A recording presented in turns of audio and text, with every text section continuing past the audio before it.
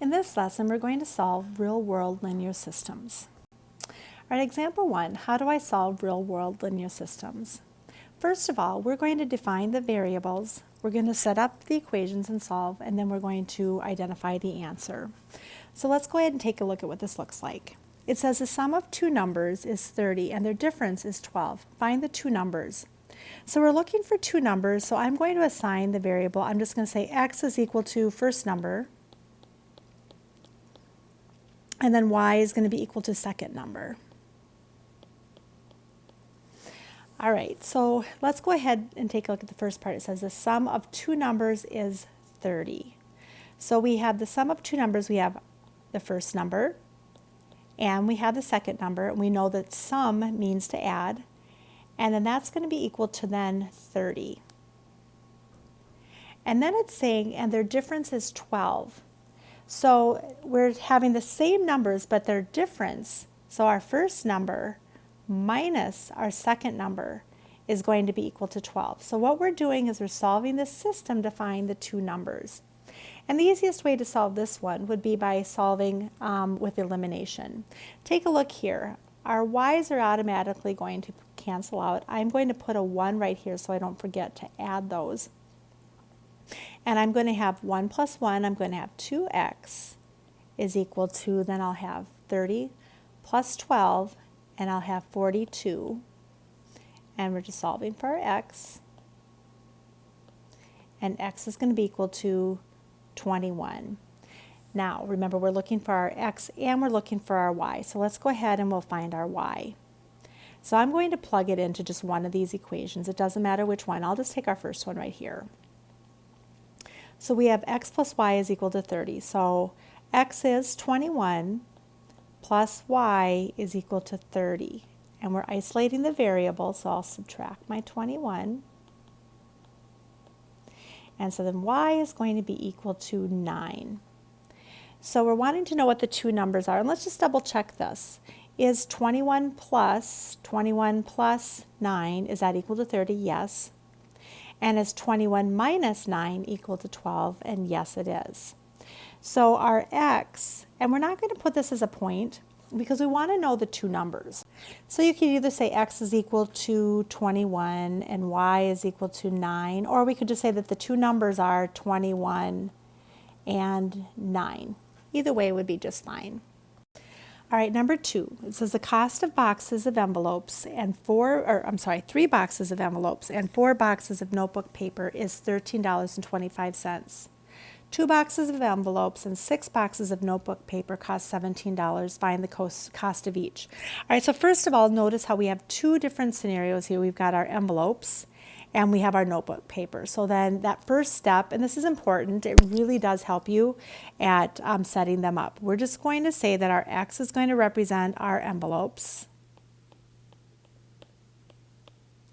and our y is going to be equal to our paper. All right, so now let's go back and take a look.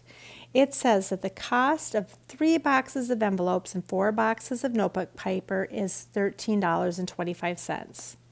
So if I have 3 boxes of envelopes, so I have 3 boxes of our envelopes, so that's going to be x, and our 4 boxes of our notebook paper, it's going to be our y, and that's going to be a total of $13.25.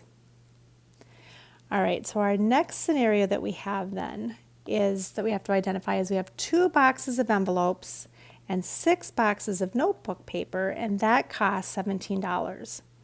So again, we're going to plug in our x and our y, but in this case, I have 2 boxes of our envelopes, which are x, and we have our 6 boxes of our paper, which is y, and that's going to equal to $17. All right, so now, all right, so what I notice is that I'm going to have to multiply the top numbers and the bottom numbers as I solve here. So I can eliminate. So what I'm going to do is I'm going to multiply everything on the top by a 2. And then so I can cancel it out, I'm going to multiply everything by a -3. And I could have used the 4 and the 6, but I don't have to. So I'm going to distribute everything and rewrite my problem. All right, so we distributed And now we can have our x's cancel out, and I'll have negative 10, y is equal to negative 24.50.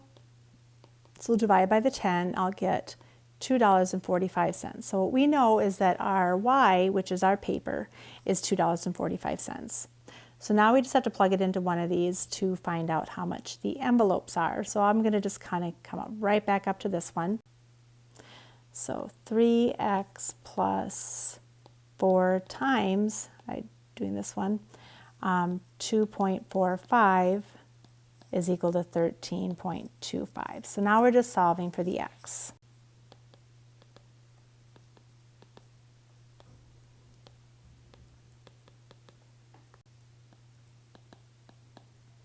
And so x is going to be equal to $1.15. All right, so now we have our x and we have our y, so that means that our envelopes equal $1.15, and our paper equals $2.45. All right, so for our next one, it says that Mary has a collection of dimes and nickels worth $3.30. If there are 42 coins in all, how many of each kind of coin are there? All right, so again, we have dimes and nickels, so let's identify our variable. X is going to be equal to our dimes, and our y is going to be equal to nickels. All right, so one of the things we know is that they're going to be worth $3.30. Remember that dimes are equivalent to 10 cents and nickels are equivalent to 5 cents. So if I have dimes, I don't know how many, but I do know how much they are. I have 10 cents for every dime, plus I have 5 cents for every nickel, and I know that I have a total of $3.30. And then the other thing that I know is that I have 42 coins in all. So really what I have is I have dimes plus my nickels. I don't know how many of each, but I do know that I have 42 of them. So again, we're going to then solve the system. You know, either I could solve for one of the variables and substitute it in, or I could use this one using elimination. I'm just going to use the elimination by multiplying everything by a negative 0.10 because then my x's are going to cancel out. So I'm going to rewrite my top problem. All right, there we go. So now let's go, and we have negative 0.10x minus 0.10y is equal to negative 4.20. All right, so then those are going to cancel out. And that's going to give us negative 0.9. So I'll divide by our negative 0.05. And that's going to give us y is going to be equal to 18, meaning I have 18 nickels. All right, let's find out how many dimes we have. I'm going to go right back up into this one right here. It doesn't matter which one, and the easiest one to do would be that one. So I have x plus 18 is equal to 42. So what plus 18 is equal to 42 is what we're looking for. And that gives us 24. So that means that we have 24 dimes and 18 nickels.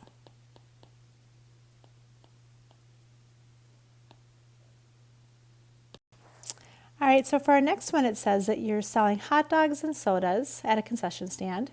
Each hot dog is $1.50 and each soda costs 50 cents. At the end of the night, you make a total of $78.50, and you sold a total of 87 hot dogs and sodas combined. How many hot dogs were sold and how many sodas were sold? All right, so again, let's assign our variables. We have x hot dogs, and we have y is going to be our sodas. All right, so we know that the hot dogs cost $1.50, and we know that the sodas cost 50 cents, and that we ended up collecting a total of $78.50. All right. So then the other thing that we know is that we have a total of 87. So our hot dogs and our sodas combined. So I have hot dogs and I have sodas, and that's going to equal to 87. All right, so again, I could either substitute or I could use elimination. Remember, if I'm going to substitute, I'm going to solve for one of the variables. I'm going to do that here. I'm going to take, and I'm just going to rearrange this by minusing the x, or no, yeah, it doesn't matter. I'm going to minus the x. So minus x, and I'm going to have y is equal to 87 minus x. So now, what I'm going to do then is I'm going to substitute this in, and you can use elimination if you like that one better. I'm just eliminating this. I'm doing this right here by plugging it into this $1.50 plus 0.50. Now y is 87 minus x, and that's going to be equal to $78.50. All right, so we just have to solve. And so I have 43.50, and then minus 0.50x is equal to 78.50. Okay, so I'm going to just combine, combine these. So I have $1. Oops, I forgot my x there. Plus 43.50, and that's equal to 78.50. And again, we're trying to isolate that variable.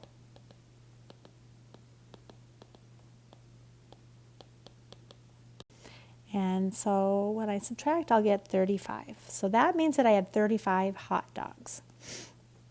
Well, now I need to find out how many sodas. So I'm going to go back up into just this basic one right there. X plus y is equal to 87.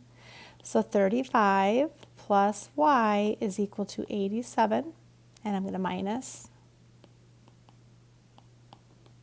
And y will be equal to 52.